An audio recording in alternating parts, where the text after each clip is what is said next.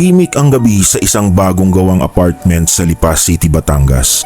Pero hindi iyon ang katahimikang nakakagaan ng pakiramdam. May kakaibang bigat sa hangin. Parang may presensyang hindi makita pero ramdam. Bagong tayong apartment ang gusali.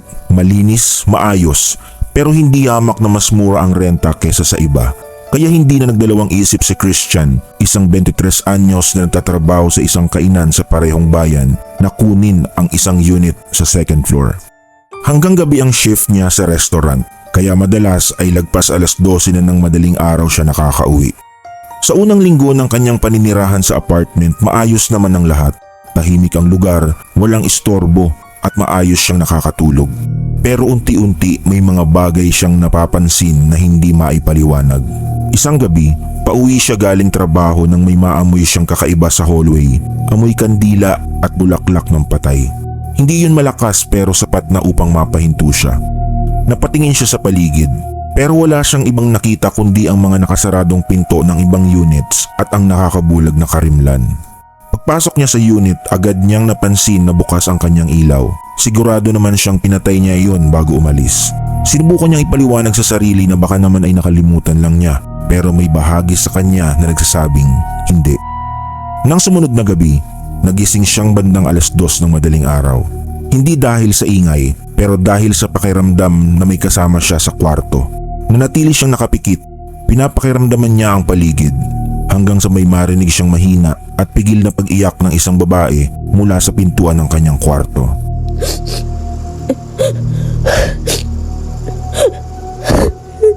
Dahan-dahan siyang dumilat. Wala siyang nakitang ibang tao o anino. Pero ang hawakan ng pinto unti-unting umiikot. Parang may gustong pumasok mula sa labas ng kanyang silid. May tao ba dyan? Mahina niyang tanong. Biglang tumigil ang galaw at sa katahimikan narinig siyang boses ng batang kumakanta ng marahan.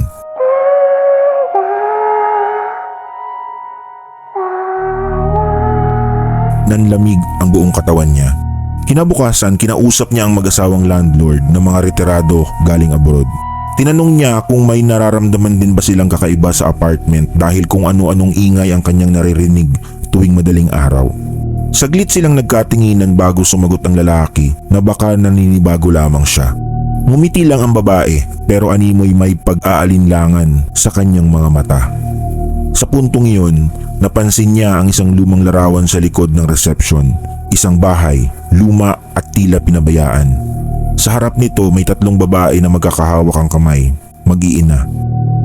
Dating bahayan dito bago namin nabili, sabi ng babae. Pinagiba na namin at tinayuan itong apartment, dagdag pa nito. Bakit po? Tanong ni Christian. Hindi na sumagot ang babae at binago na ang usapan.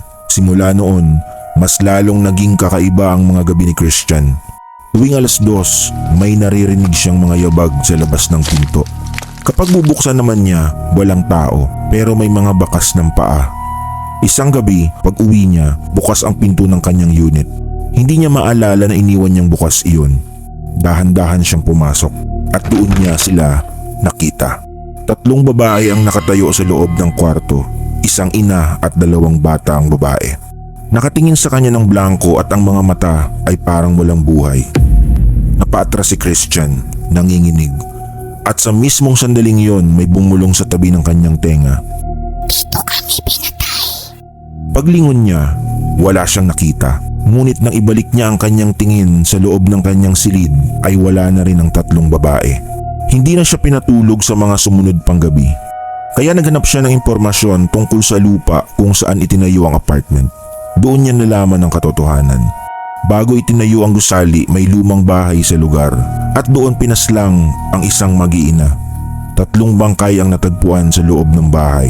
Hanggang ngayon ay animoy hindi pa rin matahimik ang kanilang mga kaluluwa. Sa pagsasaliksik niya, may isang clipping sa dyaryo na nakapost sa internet na makikita ang cartographic sketch ng posibleng suspect sa ilang dekada ng krimen ngunit hindi pa rin nare-resolba. Biglang napakunot ang kanyang noo dahil mukhang pamilyar sa kanya ang hitsura ng suspect na iyon. Hindi nga lang niya talaga maalala kung saan niya ito nakita. Isang araw, nagdesisyon si Christian na lisanin na lamang ang apartment na iyon dahil sa labis na takot. Nag-impake siya ng mga gamit, determinadong talikuran ng hilakbot na bumabalot sa naturang lugar. Habang inilalagay niya ang huling damit sa bag, may narinig siyang tunog mula sa banyo.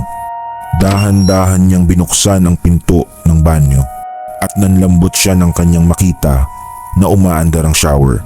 Pero sa halip na tubig, dugo ang walang tigil na bumubuhos mula rito. At sa salamin may nakasulat. Siya ang pumatay sa amin. Napaatras siya ng bahagya at sa kanyang gulat, biglang may humawak sa kanyang balikat. Pagharap ni Christian, inindayan siya ng saksak ng lalaking may-ari ng apartment.